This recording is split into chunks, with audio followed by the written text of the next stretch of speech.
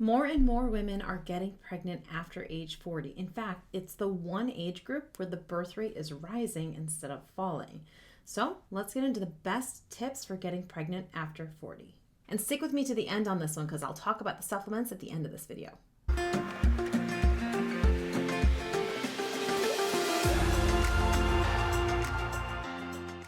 Before we dive in though, if you haven't yet joined me for my live Fertility Masterclass, head down to that first pinned comment or the discussion box below and register for the next one that's coming up. I go over fertility strategy in there, what you should do, what you should not do, definitely some things you should stay away from and why.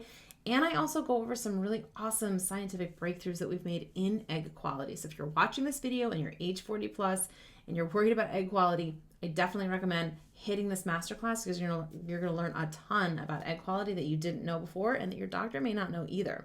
So I'll see you there. First thing is first, if you are age 40 plus watching this video, trying to get pregnant with either your first baby or your last baby to complete your family, I want to tell you, I see women in their 40s get pregnant all day, every day, all the way up into their late 40s as well. So you may be told that if you have low AMH, you're never going to get pregnant, or you may be being told by your doctor that you can only do IVF or an egg donor. That's not necessarily true. There's lots of things that we can do to optimize your body and your egg quality, and we're going to talk about some of those things today. So let's get started. The first thing we want to do is we want to assess your menstrual cycle overall. Is it regular? Do you ovulate every month? When do you ovulate? How long is that luteal phase after ovulation?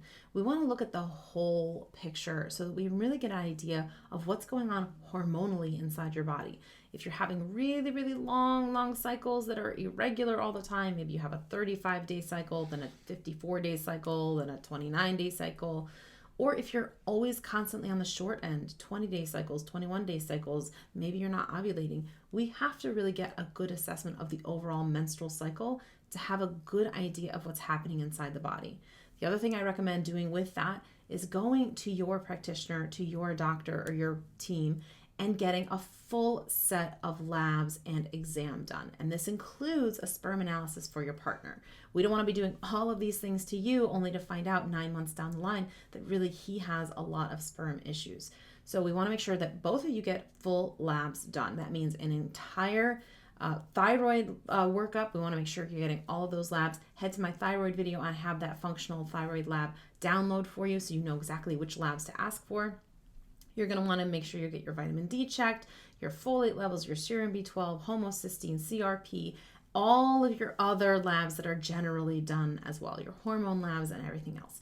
We really want to make sure we have a very good idea of everything that's happening. Maybe we can catch any kind of genetic variations in there as well with some of those labs. So it's really important that we do a really good assessment of those, because if you're low on vitamin D and we don't find out for 5 months, that could be a problem, right? We want to make sure we catch everything in the beginning.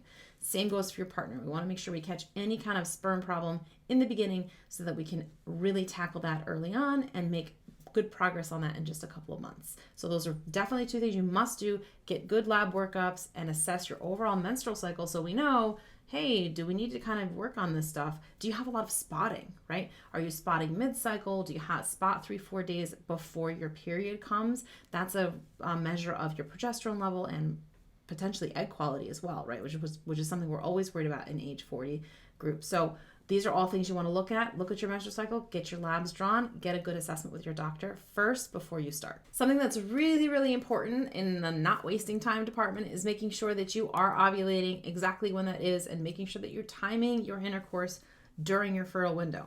I talk to a lot of couples who tell me, hey, I've been trying for almost a year or over a year and can't get pregnant, don't know what's going on.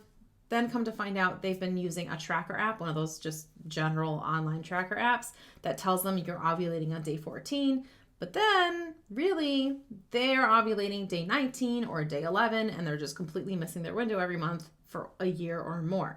So this is really, really important. We just don't want to waste any time, especially when you're age 40 plus. You just have to get on a plan and get running here. We have to know exactly what's going on. So this is why I recommend not using any of those online tracker apps, because those are just general information that's not really specific to your body. It can't tell you when you're ovulating or whether you did ovulate. And I don't like just using ovulation predictor kits alone, right? The ovulation predictor kits only give you an indication that an LH surge has been detected It doesn't tell you if you have actually ovulated after that. And I see a lot of women who have LH surges with no ovulation that occurs afterwards. So we want to make sure that we catch both. So I recommend ovulation predictor kits, but I also recommend basal body temperature charting. I think it's a really awesome tool. It tells us not only that you ovulated, it tells us exactly which day, and it gives us an indication of what's happening on both sides of it. So pre-ovulation and post-ovulation, we get a really good idea of what's going on with your cycle, with all of the hormones, right? Thyroid hormones, adrenal hormones. We get an idea of how long that second part is. It gives us an indication of egg quality, progesterone level, all those things. So basal body temperature charting is great. You can do it manually with just a thermometer that's designed to do basal body temperature charting, or you can use Temp Drop, which is an armband you place overnight. It eliminates kind of the hassle of remembering to take your temperature and fumbling around with the thermometer in the morning. I really love Temp Drop. I will drop a link down below for you if you want to check that out. So that's one really easy way of doing your basal body temperature charting. Now, the other reason that I like this also is because not only do we identify the day you're ovulating, but we can kind of see what's happening with your cervical mucus on either end there. And we can try and lengthen your fertile days by taking your cervical mucus from maybe just 1 or 2 days to 3 or 4 days. And that gives you an even increased chance of getting pregnant each month. So absolutely, in addition to getting a good assessment with your doctor and labs drawn, we need to make sure that you are ovulating when exactly that is and that you're timing everything appropriately. And of course, when we're age 40 plus, we are very, very concerned with the egg quality, and rightfully so. As we get older, our egg quality declines naturally. However, there is a lot we can do to actually turn back the clock on your eggs. It's kind of like anti-aging for fertility. If you're really interested in learning much more about that, please join the next masterclass, because I go in depth and in detail on what exactly egg quality means and the scientific breakthroughs that have been made about egg quality. So really exciting stuff. Definitely check that out and register for that down below. But one of the things that I hear most days, I get emails and messages about this, and I have phone conversations about this all the time, is, hey, my doctor said my AMH is really low and that I won't be able to get pregnant unless I use a donor egg, or I must go through IVF immediately. Do not pass go. Do not collect $200. Do not try naturally, that kind of thing. And here's what I want to say about low AMH. AMH is simply a data point for us. It does not seal your fertility fate. Does not mean that you can't go on to have a happy, healthy pregnancy and a healthy baby afterwards. I've seen women with AMH levels of 0.01 go on to get pregnant naturally and have a baby. So AMH level is just a data point for us to say, like, hey, let's really make sure that we make good on the eggs that are coming up. I have also seen AMH levels go up as well. So just because you have a low level right now doesn't mean that in a few months' time, we can't actually bring that AMH level up. I've seen that before. So if a doctor tells you this is it, you can't change it, it's not necessarily true. I've seen it done many, many times. So when it comes to improving egg quality and improving your chances, optimizing your chances for getting pregnant after 40, we've got a lot of ground we need to cover, right? We need to have a strategic plan for you and your body that includes diet and lifestyle and all sorts of things. So for diet, right, we want to make sure that it's low inflammatory for your body. So if you're someone who has any kind of diagnosed autoimmune disorders, if you have inflammatory symptoms in your body, any kind of aches or pains, if you have definite imbalanced hormones, if you can see it in your menstrual cycle, all of these things are kind of hints for us. We really need to do something that gets rid of this inflammation. Inflammation is never random. I talk about this in my inflammation video. It's never random. It's always triggered by something, usually in the diet and lifestyle.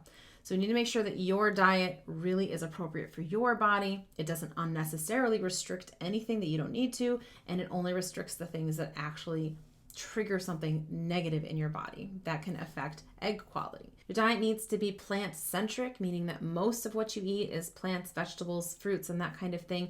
And then, of course, using really high-quality meats, fishes, and other animal products on top of that, because those are super nutrient-dense and really good for your body and help with all sorts of processes going on in the body.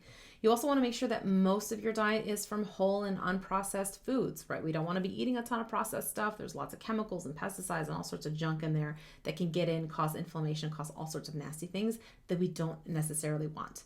Other than that, we really kind of have to fool around with the diet for you to make sure that it's low inflammatory for you. If you're more curious about that, Absolutely, I talk about this in the masterclass, but you can also check out the inflammation video that I just put out maybe a couple weeks ago. In addition to a nice, healthy, clean diet, we want to make sure we're actually cleaning up the rest of our lifestyle as well. Okay, so you want to make sure you're going through your kind of beauty regimen, your creams, your lotions, your makeups. Everything you put on your skin gets into your body, okay? You also want to make sure that your exposure to certain toxins and chemicals and pesticides are lowered. You're going to obviously be doing that when you go through all your beauty products, and decreasing your amount of processed foods, but also your cleaning products that you use at home, making sure you're decreasing the use of plastics and all of those things. You really want to make sure you're cleaning out that lifestyle piece. In addition, we have to talk about stress.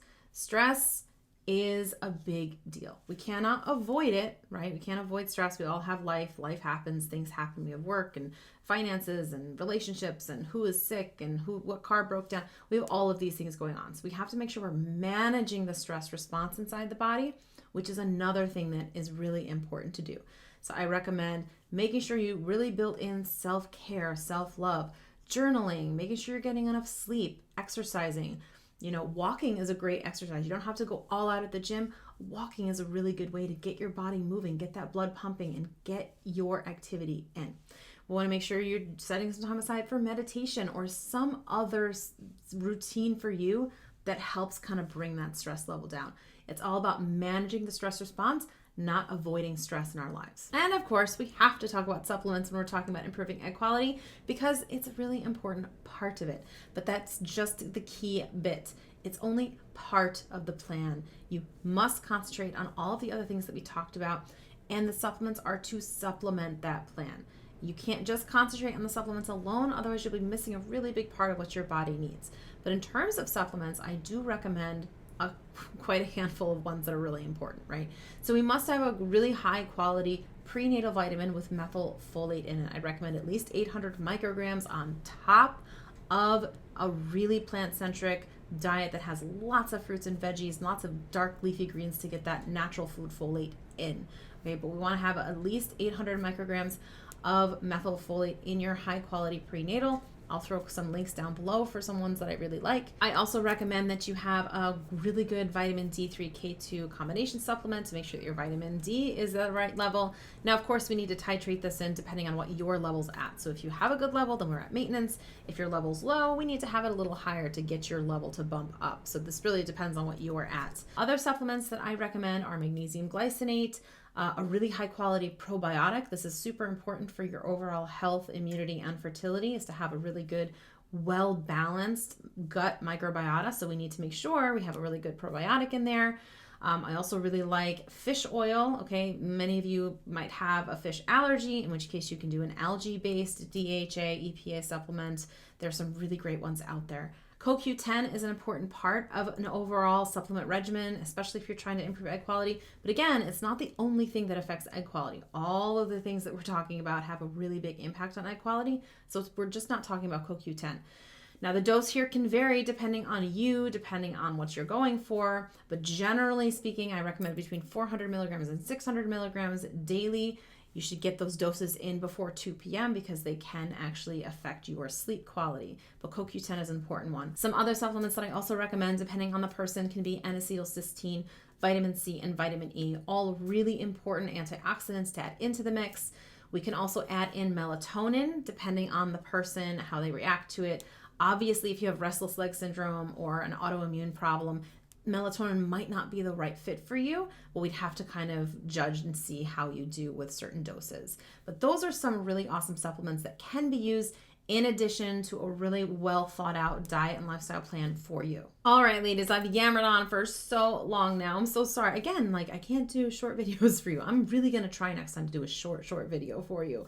Thanks for staying on here with me this long, ladies. I really appreciate it. Give this video a thumbs up, subscribe to the channel, and absolutely head down to the comment section below, the description box, and register for the next live upcoming Fertility Masterclass. I'm going to go over so much more in depth and in detail on this stuff. So if you want to get pregnant this year, I definitely recommend it.